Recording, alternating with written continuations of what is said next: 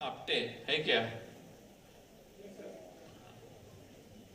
was the biggest success as far as diplomacy is concerned और उसके लिए शुद्ध हिंदी में आपकी मिनिस्ट्री को बहुत पापड़ बेलने पड़े हैं, तो इसके बारे में थोड़ा हमको अगर आप बता सके। और प्लस इंफ्रास्ट्रक्चर इन्वेस्टमेंट के लिए IMEC India middle east Europe economic corridor जिसपे 3.5 लाख करोड़ का इन्वेस्टमेंट है और कम से कम 10 लाख जॉब्स क्रिएट होने की संभावना है। तो हमारी यहाँ युवा पीढ़ी बहुत है, तो उनके लिए थोड़ा मार्गदर्शन आप जरूर करिए।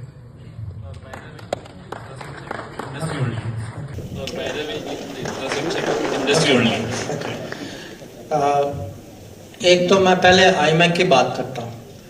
ये आईमेक का जो समझौता जो है ये G20 के दौरान हुआ था, और मैं इसीलिए आपको ये कह रहा हूँ क्योंकि G20 के समय में लीडर्स को समय निकाल के कुछ और करना, इसका अपना महत्व होता है। अगर उनको नहीं लगा कि इतना इम्पोर्टेंट है, वो G20 के समय में ये इस पे वो ध्यान नहीं देते। तो है क्या ये कॉरिडोर? ये कॉरिडोर है कि भारत से आईमेक में I is India, middle east होते ये यूरोप की तरफ ये एक कॉरिडोर बने। और इसका लॉजिक ये है कि अभी जो भी ट्रेड फ्लोज जो है वो सुएज कैनाल के थ्रू आते हैं। अब कोविड के बाद और कोविड के अलावा और भी कारण हैं, दुनिया में लगता है कि आजकल बिजनेस रिस्क्स जो हैं बहुत बढ़ गई है, कि कोविड हो या कहीं कुछ क्लाइमेट इवेंट हो, या कुछ साल पहले आपको याद होगा कि सुएज कैनाल में एक जहाज फंस गया था, उसमें काफ़ी दिन लगे इसको छुड़वाने में, और तुरंत उसका असर जो है ट्रेड शिपिंग अफ्रीका के नीचे से आना पड़ा। तो आज जो है दुनिया में एक बहुत बड़ी डिबेट चल रही है कि दुनिया इंटरनेशनल इकोनॉमी को कैसे डी रिस्क करें। डी रिस्क के अलग अलग पहलू हैं। जितनी ज़्यादा कनेक्टिविटी हो, जैसे आपको घर जाना है, यहाँ से जाना है, 5 रोड हैं तो ट्रैफिक जैम कम होगा। एक रोड में कुछ हो जाए, कम से कम 4 तो काम करेंगे। या दूसरा है कि जितनी प्रोडक्शन सेंटर हो, इसमें भी हमारे लिए अपॉर्चुनिटी है कि आज दुनिया थोड़ी चिंतित है कि अगर एक ज्योग्राफी में दुनिया की पूरी मैन्युफैक्चरिंग का 30% एक ही ज्योग्राफी में बने, उसका अपना रिस्क होता है। तो सप्लाई चेन कैसे बढ़ाएं, प्रोडक्शन सेंटर्स कैसे बढ़ाएं, इसकी कनेक्टिविटी लाइंस इसको कैसे रेप्लिकेट करें। तो इसमें ये जो प्लान जो बना है कि भारत के वेस्ट कोस्ट माने गुजरात महाराष्ट्र, मेनली गुजरात महाराष्ट्र, यहाँ से थ्रू अरेबियन सी यूएई का ईस्ट कोस्ट, वहाँ से bye rail through Saudi Arabia और मेडिटेरेनियन में पहुँचे, वहाँ से सी बेस्ड ट्रांसपोर्ट और यूरोप में ले जाए, ताकि यूरोप से इंडिया एक स्मूथ कॉरिडोर बन जाए जिसमें लॉजिस्टिक्स की मूवमेंट एक किस्म से स्मूथ और इंटरकनेक्टेड होगी। अब इसमें आप बिल्कुल ठीक कह रहे हैं, अभी क्योंकि वहाँ आजकल इजराइल और गाज़ा में वो युद्ध चल रहा है, तो इसके कारण इसका आईमेक के फॉलोअप में थोड़ा डिले हो गया है। पर आपस में हम लोगों ने, हमारी मीटिंग भी हुई है, हमने ये तय किया है कि हम इसको ज़रूर आगे ले जाएंगे। और इसमें बहुत पॉसिबिलिटीज़ हैं, क्योंकि अगर हमें स्मूथ लॉजिस्टिक्स महाराष्ट्र के कोस्ट से यूरोप तक स्मूथ लॉजिस्टिक्स मिले, तो आपस में ये, क्योंकि मैंने आपको कहा है कि दुनिया में टैलेंट की शॉर्टेज के कारण बहुत सारे वेस्टर्न इंडस्ट्रीज जो हैं वो और प्रोडक्शन बेस्ड ढूंढ रहे हैं, और सब लोग जो हैं चीन जाना नहीं चाहते, वो चीन के अलावा और भी ऑप्शंस रखना चाहते हैं।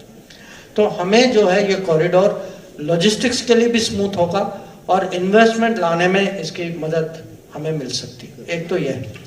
दूसरा विषय जो आपने G20 जो कहा, देखिए हाँ, G20 में हमें मेहनत तो करनी पड़ी, पर मेहनत के अलावा ये भी था क्योंकि पिछले साल G20 के अध्यक्ष वो इंडोनेशिया थे, और इन G20 में ये यूक्रेन का युद्ध जो है बहुत विवाद का विषय बन चुका है। तो क्या होता था कि हर मीटिंग में यूक्रेन के युद्ध के कारण मीटिंग में कुछ सहमति नहीं बनती थी।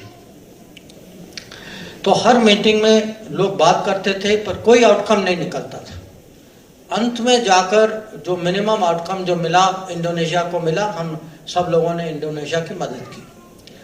तो जब हम लोगों ने अध्यक्षता की जिम्मेवारी ली, उस समय प्रधानमंत्री, क्योंकि उनकी आदत है वो हर चीज़ को थोड़ा पहले से वो एंटिसिपेट करते हैं, बुलाते हैं लोगों को, तो खुल माने आपस में हम लोग अपनी डिस्कशन होती है, इसकी रणनीति बनती है। तो उनकी सोच थी कि हम जो इंडोनेशिया के साथ हुआ, हमें ये होने नहीं देना कि हर मीटिंग में हमें आउटकम निकालना ही है, किसी भी तरीके से निकालना है। और अगर इतने आउटकम्स निकल पाए तो अंत में किसी की हिम्मत नहीं होगी कि इसको ब्लॉक करें। तो हम क्या करते थे कि हर मीटिंग में किसी तरीके से, और इसमें एक किस्म से एक नया डिप्लोमेटिक इनोवेशन था कि 20 लोग थे, G20 इसलिए कहते हैं कि जहां सहमति नहीं बनी, और कभी क्या होता था कि 25 पैराग्राफ का डॉक्यूमेंट था, 23 में सहमति बनी, 2 में नहीं बनी। तो हमने क्या किया कि ये सोल्यूशन निकाला, लिखा कि ये डॉक्यूमेंट तय हो गया है, 23 में सब यूनानिमस है, 2 में नहीं है। पर हम ये निकालते गए और इसके कारण एंड में देखिए 2 चीजें हैं। और मैं बहुत ऑनेस्टली मैं आपको कहूँगा कि अगर जिम्मेदारी फॉरेन मिनिस्टर की होती है उस समय, पर जब प्राइम मिनिस्टर, फॉरेन मिनिस्टर एक तो उनको पूरा सपोर्ट देता है ना, उनको अपने अनुभव से सलाह भी देता है कि आप इस रास्ते में जाएं तो आपको सफलता मिलेगी। तो मुझे पूरा विश्वास था कि ये स्ट्रेटेजी जो है कि हम आगे बढ़ते जाएं, किसी को जो भी बाधाएं होंगी हम इसको बाईपास करते हैं, हम आगे बढ़ें। अंत में जब हम समिट में पहुंचेंगे हमें जरूर वहां सक्सेस मिलेगा। दूसरा ये भी था कि उस दिन जब, क्योंकि हमारी लगातार 48 आवर्स बिना सोए 48 आवर्स की नेगोशिएशन चल रही थी, पर मुझे विश्वास था, नहीं मुझे विश्वास था कि जब हम अंत में कहेंगे कि हमें हाँ या ना कहो, अंत में किसी की हिम्मत नहीं थी मोदी जी को ना कहने की। ये भी